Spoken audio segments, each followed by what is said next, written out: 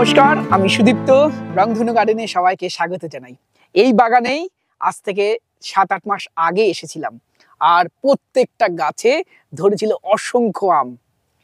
এর মধ্যে ছিল ব্যানানা ম্যাঙ্গো, ছিল চাকাপাত, ছিল কিছু ভারতীয় আম, ছিল কিছু বিদেশি আম, ছিল অসংখ্য আম ধরেছিল। এবারও দেখুন প্রত্যেকটা গাছে কি পরিমাণ আম ধরে রয়েছে। এই জন্যই আমি বলি বারে বারে, রেগুলার বেয়ারিং আম এই আমগুলোকে করতে হবে, যেগুলো প্রতি বছর আম দেবে। চলুন এই বাগান সম্বন্ধে আরো ডিটেলসে কথা বলবো দাদার সাথে। দাদা কেমন আছেন? ভালো। দাদা আপনার নামটা জানতে চাইবো। হ্যাঁ, আমার নাম উজ্জ্বল দেবনাথ। আমার নার্সারির নাম কৃষি মিত্র নার্সারি। কৃষি মিত্র নার্সারি। আর এটা ব্যানানা ম্যাঙ্গো, তাই তো? রেগুলার বেয়ারিং আম। এর আগের বছর প্রচুর ধরেছিল, প্রচুর ভালো ধরেছিল এবং লাস্ট পর্যন্ত আমগুলো স্টে করেছিল। খুব ভালো খেতে আমগুলো। হ্যাঁ, আর আমটা পাকলে খুব সুন্দর হলদে কালার আসে। আচ্ছা। আর আমটার বাড়িতে অনেকদিন রেখে খাওয়া যায়। তাহলে বাণিজ্যিক ভাবে ব্যানানা ম্যাঙ্গো সেরা একটা আম হতে পারে। অবশ্যই, তাই না? কারণ প্রতি বছর ধরেছে।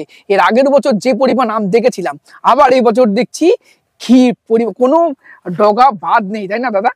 প্রত্যেকটা ডগায় এরকম মুকুল ধরে রয়েছে।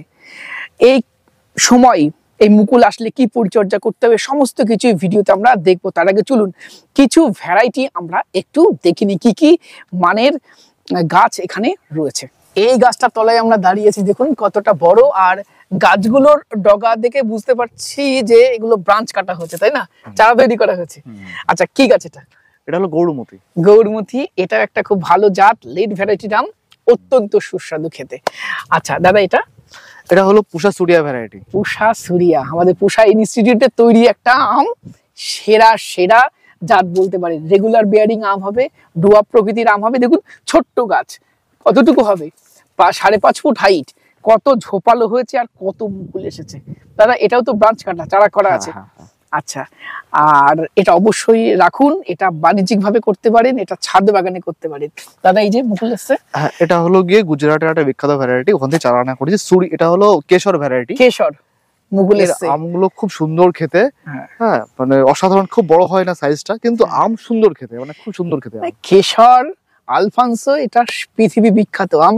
ইন্ডিয়ান ম্যাঙ্গো বলতে এই সেরা ভ্যারাইটি গুলোকে অবশ্যই রাখতে হবে। আর তার পাশে আমার সব থেকে পছন্দের আম, এটা সম্ভবত ব্যানানা ম্যাঙ্গো, তাই তো?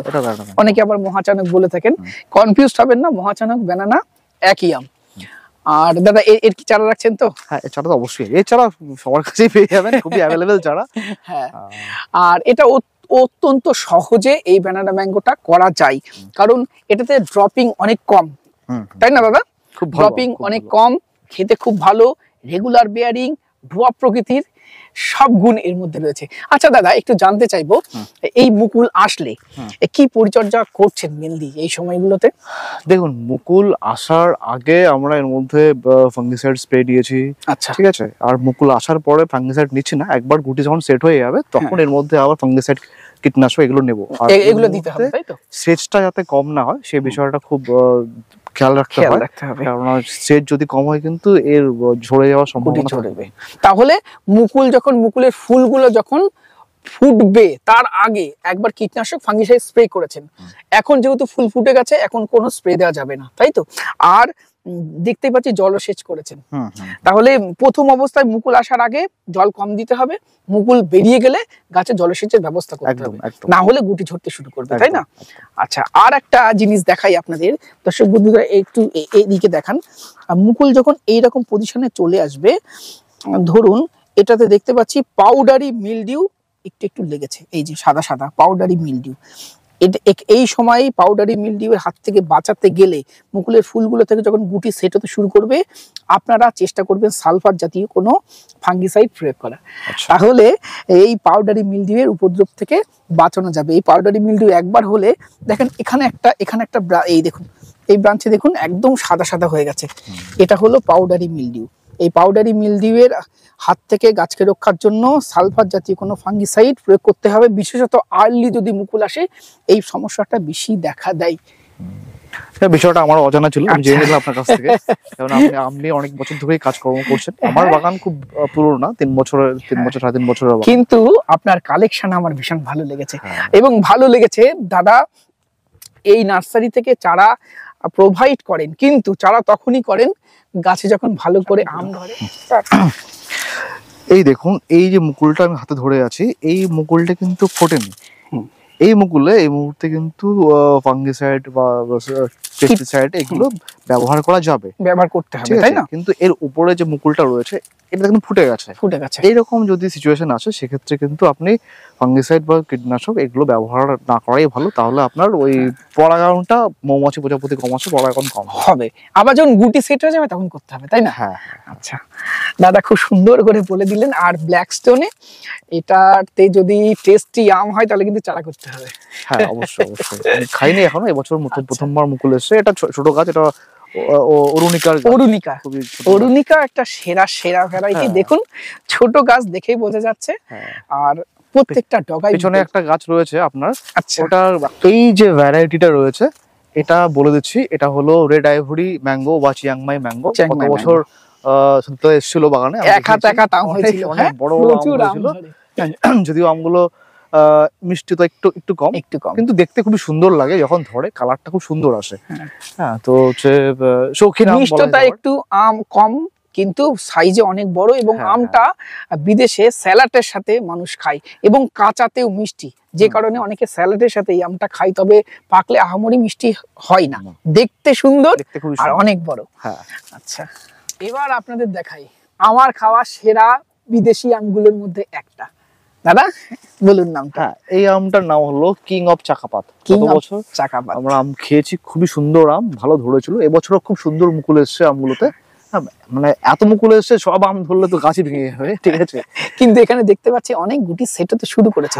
তবে সব গুটি আমে পরিণত হবে না, এর মধ্যে যদি অন্তত 10% হয় তাও গাছ ধরে রাখতে পারবে না। আর কিং অফ চাকাপাত সম্বন্ধে বলবো, এটা সাইজে অসাধারণ, 800 থেকে 1 কেজির কাছাকাছি ওজন হয়। দুর্দান্ত কালার, খেতেও অত্যন্ত ভালো। লেড ভ্যারাইটির একটি আম, অবশ্যই রাখুন। এবং ডুয়া প্রকৃতির এই আমটার দাদা বয়স কত গাছটার? এই গাছটার বয়স এবছর 3 বছর হলো। 3 বছর, দেখুন খুব বেশি এর কিন্তু হাইট হয়নি। এবং চারা রাখছেন তো? হ্যাঁ, চারা তো অবশ্যই রয়েছে। ছাদ বাগানে যারা করবেন, টবে যদি করেন তাহলে এত বড় সাইজ অবশ্যই হবে না। আচ্ছা দাদা, রয়েছে রেগুলার জল পায় বলে সাইজটা একটু। আচ্ছা, আপনার নার্সারিতে কিভাবে মানুষ আসবে, অ্যাড্রেস আর ফোন নাম্বারটা বলুন। হ্যাঁ, আমার নার্সারিটা হলো গিয়ে বাতকুল্লা যে রেলওয়ে স্টেশন রয়েছে সেখান থেকে মাত্র 4 কিলোমিটার ডিস্টেন্স রয়েছে। হ্যাঁ, তো বাতকুল্লা থেকে অটো হোক বা টোটো হোক, এই সমস্ত জায়গা করে আপনি কৃষি মিত্র নার্সারিতে আসতে পারেন। হ্যাঁ, আর ফোন নাম্বারটা আমি শেয়ার করে দিচ্ছি, 9564823620। আর বাবার নাম্বারও আছে, অ্যাকচুয়ালি উনি এই নার্সারিটা পরিচালনা করে।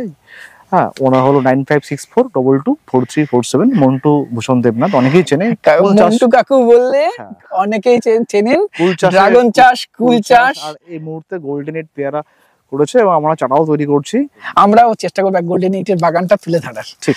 আচ্ছা চলুন তারপরে আরো কিছু ভ্যারাইটি আমরা দেখি। গাছটা দেখছেন, এটা কোন ভ্যারাইটি দাদা? এটা হলো টমি অ্যাটকিন্স ভ্যারাইটি। টমি অ্যাটকিন্স, খুব সুন্দর এর কালার আসে।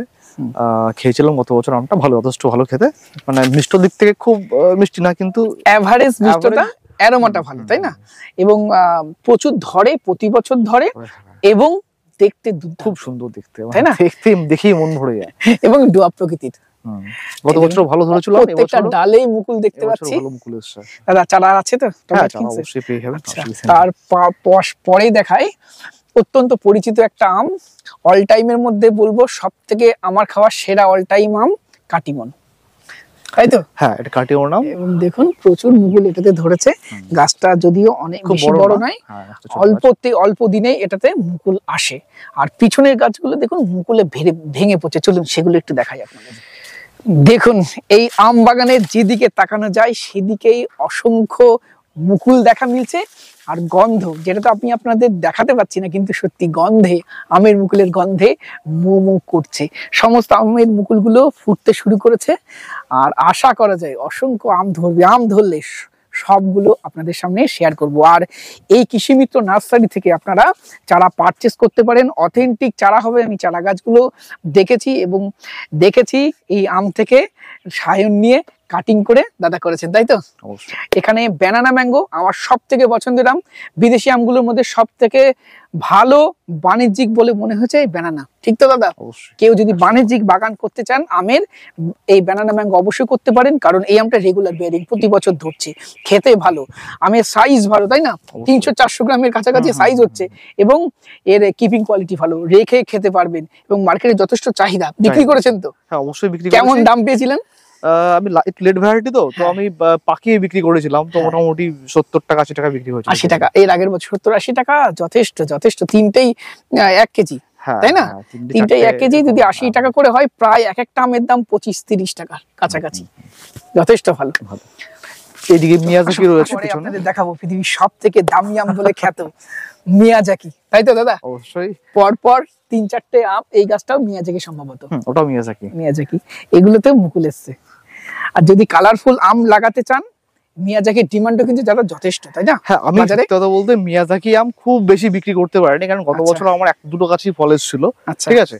আর সেই ফল সব বন্ধু বান্ধবদেরকে, আত্মীয় স্বজনকে সব দিতেই শেষ হয়ে গেছে, মানে বিক্রি করার সুযোগ পাইনি। আর তবে এত হাই রেটে হয়তো বিক্রি হবে না, যেটা আমরা বলে থাকি যে পৃথিবীর সব থেকে দামি আম, হয়তো আমাদের বেশি না, কেজি অন্তত 150-200 টাকা হলেও অনেক, কি বলেন? তা অবশ্যই, কিন্তু জানি না কতটা বিক্রি হবে। আমি বিক্রি করিনি মিয়াজাকি, আচ্ছা, বিক্রি করার মতো অতটা কোয়ান্টিটি হয়নি। আচ্ছা, এবছর করা যাবে, এবছর হয়তো করা যাবে। প্রত্যেকটা গাছে দেখছি প্রচুর মুকুল এসছে। আর দাদা, দর্শক বন্ধুরা চারা পাবে তো? হ্যাঁ, চারা, অথেন্টিক চারা এই সমস্ত গাছ থেকে। মিয়াজাকি চারা সব সময় থাকে, মিয়াজাকি চারা যে কোনো সময় আসলে সারা বছরই পাওয়া যায়। আচ্ছা দাদা, আপনার ফোন নাম্বারটা একটু বলুন। হ্যাঁ, আমার ফোন নাম্বারটা হলো 9564823620। দেখুন গাছটিতে মুকুলে ভেঙে পড়ছে ডালগুলো, কি পরিমাণ মুকুল ধরেছে দাদা। এটা কোন ভ্যারাইটি? দেখুন, এই গাছটা এবছর প্রথমই আম পাচ্ছি আমি, মুকুল এসছে। হাড়ি ভাঙা বলে আমটা আমি রোপণ করেছি, এবার ফল আসার পরে কনফার্মেশনটা পাবো, তারপর আমি চারা তৈরি করবো, ঠিক আছে? তবে হাড়ি ভাঙা দুর্দান্ত ভ্যারাইটি, একটি দারুণ খেতে। আমি যত আম খেয়েছি আমার লাইফে, সেরা লিস্ট যদি আমি করি, হাড়ি ভাঙাকে রাখতে হবে। আচ্ছা, এ চারা রাখছেন?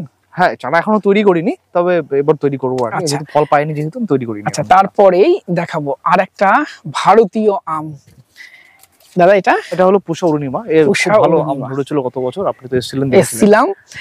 আর আমি খেয়েছি এই আমটা, দেখতে যেমন সুন্দর, খেতেও খুব ভালো।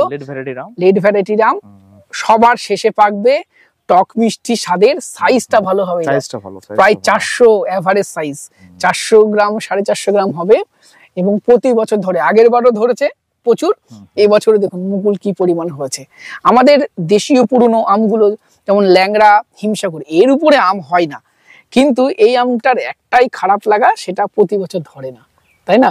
এই আমগুলো যদি প্রতি বছর হতো, তাহলে এই ভারতীয় পুরনো আমগুলোর আশেপাশে কোনো আম আসতে পারতো না। তবে এই ভারতীয় হাইব্রিড আম, একটু আগে দেখালাম, পুষা সুরিয়া দেখিয়েছি সেরা, পুষা অরুণিমা এটা সেরা, বিদেশির মধ্যে ব্যানানাটা দারুণ, মিয়াজাকি লাগাতে পারেন, কিং অফ চাকাপাত লাগাতে পারেন, তাই না?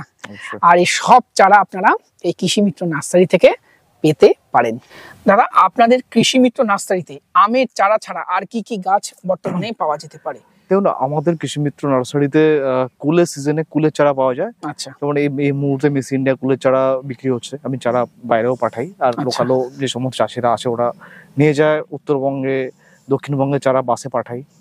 আর হচ্ছে গিয়ে পেয়ারা চারা, তাইওয়ান পিঙ্ক, গোল্ডেন 8, আর আমাদের আগের যে সমস্ত ভ্যারাইটিগুলো ছিল, এলাহাবাদ ভ্যারাইটি, সেগুলো সবসময় পাওয়া যায়। কাঁঠালের চারা সবসময় পাওয়া যায়। আচ্ছা, ড্রাগন ফলের চারা পেয়ে যাবেন আপনি, পাতিলেবুর চারা, মৌসুম্বি লেবুর চারা, মোটামুটি সমস্ত। এখানে কমলালেবু চারা দেখছি। হ্যাঁ, এখানে কমলালেবু চারা রয়েছে, সবগুলো মোটামুটি পাওয়া যাবে। হ্যাঁ হ্যাঁ। আচ্ছা, অ্যাড্রেস আর ফোন নাম্বারটা আরেকবার জানতে চাইবো। হ্যাঁ, অ্যাড্রেসটা বলছি, এটা হচ্ছে গিয়ে নদিয়া জেলা, যেটা বাতকুল্লা রেলওয়ে স্টেশন, সেখান থেকে মাত্র 4 কিলোমিটার ডিস্টেন্সে।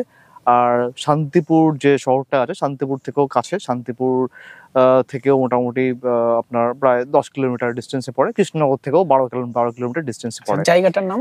আমার যে জায়গাটা আছে, এই গ্রামটার নাম হলো গিয়ে চাদরা গ্রাম, ভিলেজ চাদরা, পোস্ট অফিস চাদরা।